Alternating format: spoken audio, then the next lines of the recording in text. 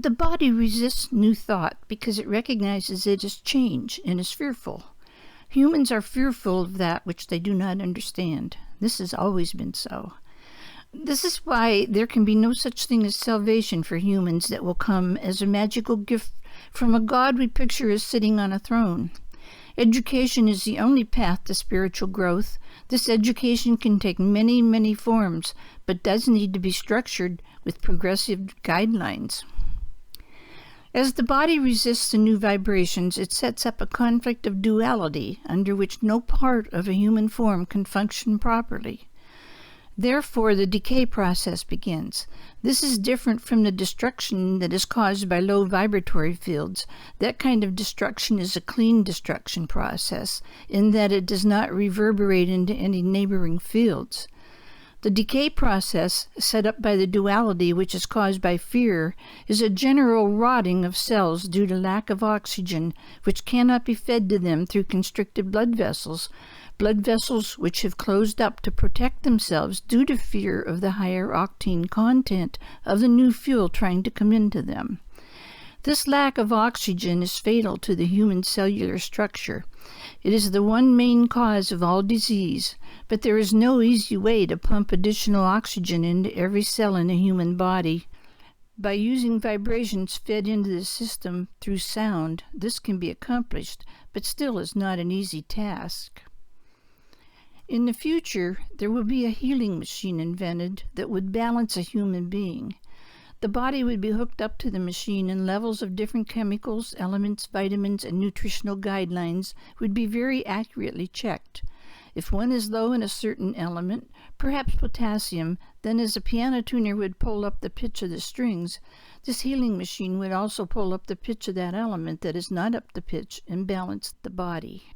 The concepts in healing that are being stressed are the balance of everything in the universe on a rhythmical basis. For every illness, there is a cure. If the illness is of natural causes, there will be a natural cure. If the illness is of man-made causes, then so must the remedy be man-made. This is a point that needs to be stressed as to why some healers do heal in one instance and do not heal in another. Even some bodies that are born deformed have had some compensation built into them before birth. If some defects were left alone, the entity would be better able to function than he sometimes is after help is given by our medical community. A good example of this is a baby born without one leg. This child, if left alone and accepted as normal by all, would be able to lead as fulfilling a life as any other. It is the fuss and the pity shown this one that causes the problems, all of them, especially the mental. The child would, if left alone, find his own way of locomotion and find his own way of doing things. True, there are many cases where doctors are able to improve conditions, and these ones can lead a normal life. Those in the higher planes are not saying don't help birth defects. What they are saying is that there is built-in help in each body that has a defect. This help may be only in a stronger mental body, but each defect has its built-in compensation. This area should be explored, and the compensations that nature made for the defect should be noted, and this information used then to help those who have the same defect caused by an accident later in life. Those in the higher planes are not condemning the medical community, but are trying to get them to go one step further in discovering what the built-in compensation for each defect is. This would help not only those born with defect, but would also help those who acquire the defect through accidental means.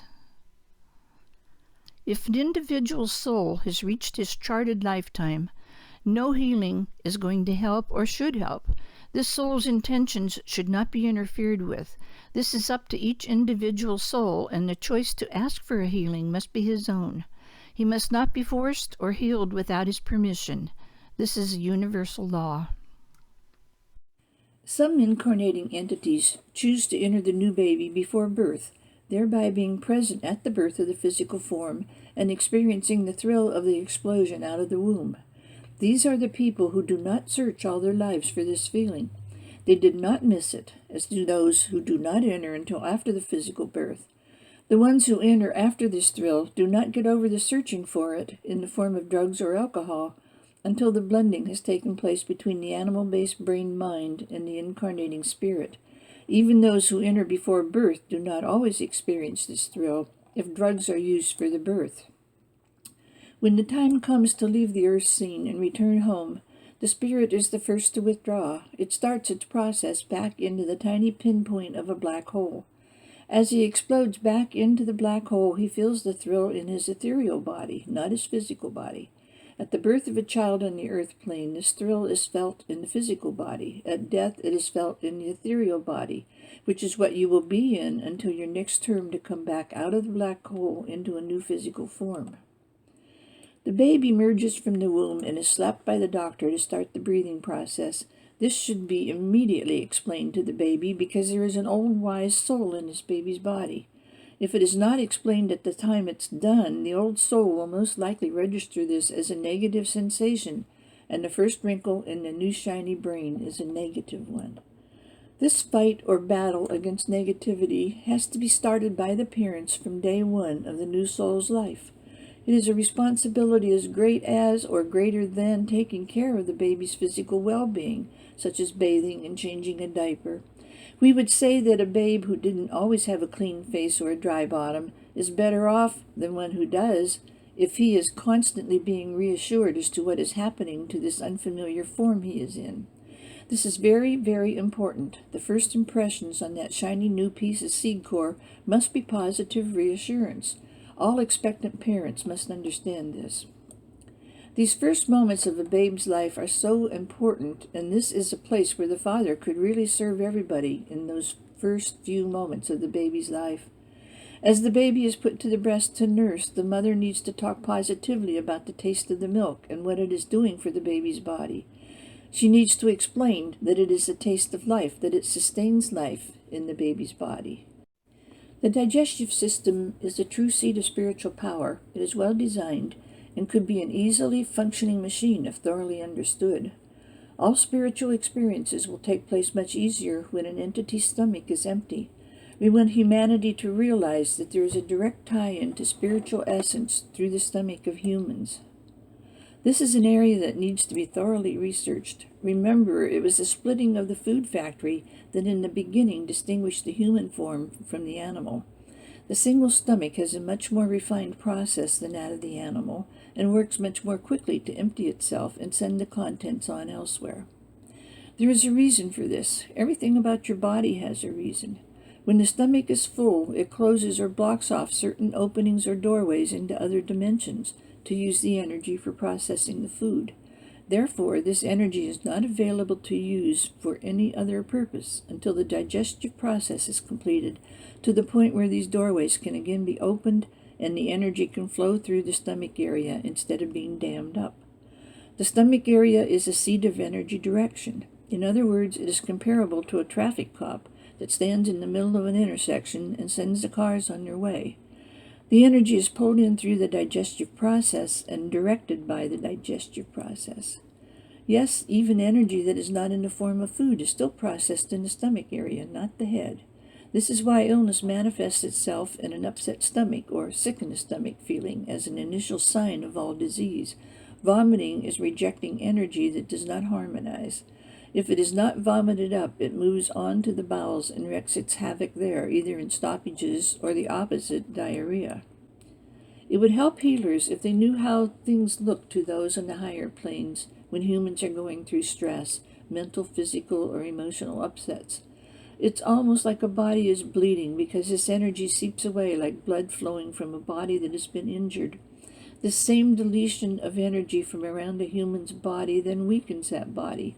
Their protection from disease is gone. The same way, if you lose a lot of blood out of your physical body, you are weakened. It is the same way with the energy loss. This is why the energy needs to be replaced and replenished. Even when one doesn't realize the stress they're under, this energy is being seeped and drained. Each day they should go into their meditation and pull in energy because it is all around them. Some people have the ability to soak in this energy every moment of existence. Consider meditation the same as filling your fuel tank, because basically this is also what it is. Just sit down somewhere and fill your fuel tank. That's simply all there is to it. Just pull in some of that sparkling energy that is around you. This energy is there for all to keep their motors running. The human body is a miraculous network of energy lines. When the flow is interrupted, trouble starts.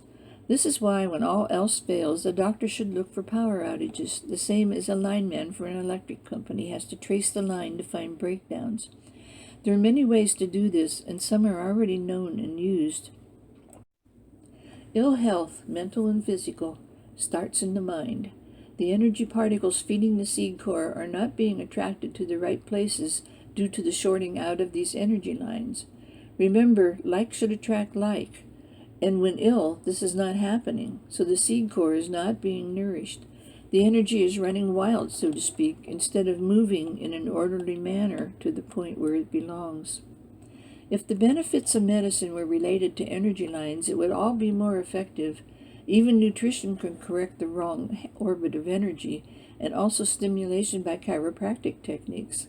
When doctors start looking at the body from the point of an electromagnetic field, they will begin to make more progress in treating human illness. Any working in the healing field will need to develop mental discipline. The only way possible at the present time to develop this mental force would be through the martial arts. What needs to be done is a system developed by applying the same mental thought processes as used in the martial arts. The quick thrust of power that can cause a hand to break a thick board can also be used to send that energy through the hand and into a human body instead of a board. At the present time, it would be advisable for those interested in healing to start attending a class in the martial arts as a training program. When a healer has progressed through at least 3 stages of any martial arts class, he should then begin experiments on plants. After progressing through the next 3, he could progress to animals, but should have completed a black belt before attempting this thrust of power on a human. The wrong target for that power could, as you can readily see, harm the body. The work would necessitate using an X-ray picture to determine the exact location of the tumor, then marking the body. The size of the tumor must also be figured in the calculation of the amount of thrust. A novice could not be accurate enough to precisely hit the target and not harm surrounding tissue. A healer can burn out cancer, but the individual must keep it out by being responsible for changing the conditions that brought it on, no matter what they were.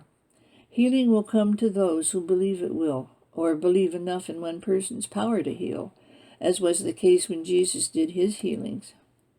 This is why Jesus said, "If you believe in me, you will be healed."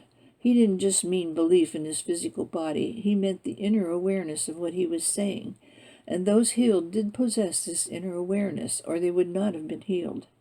Many were not healed who came to him, but these ones were not written of. They were not healed because they demanded healing with no inner thought of why they should be healed.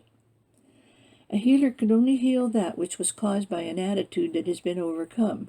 If not overcome, whatever it is will return and probably cause twice as much trouble. The healer can eliminate the product manifested outwardly by the wrong attitudes, but it will only be temporary if the attitudes are not changed. There is no miracle healing power anywhere that can heal the physical body wholly and completely if the attitudes are not transmuted first. The mind of the individual must do the healing. Sessions of healing should not exceed 15 minutes of the healer's time, as anything past this would be an overflow of energy and would be wasted. Also, this would be to protect the health of the healers. They are working, remember, with the fires of the universe and could harm their own forms of spending too long at each session. This whole field of healing should be treated with utmost respect because it can be dangerous. One should not play with the fires of the universe, and that is what healing energy must be to heal. It burns disease out. This can be done by a healer. He can burn disease and illness out of others, as spoken of before, but only the one being healed can keep it from returning. This is why so much healing is wasted. In any healing of the nature of a disease such as cancer, for instance, there is a process that must be gone through as far as the rhythm of the cycle of the cells. They must finish the cycle already begun before the benefits of a healing by a healer will be evident. Therefore, evidence of a healing may not be apparent for a period of weeks, depending on what stage of cell cycle this body is in at that time. The cycle of cells is on a 28-day basis the same rhythm as the female reproduction system. If this rhythm was fully understood, the healing process for all disease could be hastened. The cells go through a process comparable to the opening of a flower from a bud through the process of losing their petals, only the cells begin the pre-bud stage while the petals from the previous ones are dropping. If a healing takes place after this pre-budding stage is started, that cycle must be completed before the rebuilding process can begin with the next pre-budding stage. The cycle of the cells of each organ can be established, but it is fairly complicated. They are, believe it or not, mathematically timed to each other. Each organ or group of cells is tied in rhythmically with the others in the same way the solar system is held together by a magnetic pole into a rhythm. It will cause chaos in a solar system when one aspect gets out of synchronization. The same is true of the human body. The center of the human universe is the heart, and all other groups of cells are timed by cycles to the heart. If the heart slows down or speeds up or is erratic, you can readily see why so much damage is done to the rest of the body. When the cycles and movements and interrelationships of universes, galaxies, and solar systems are understood, then so also will the physical form be understood.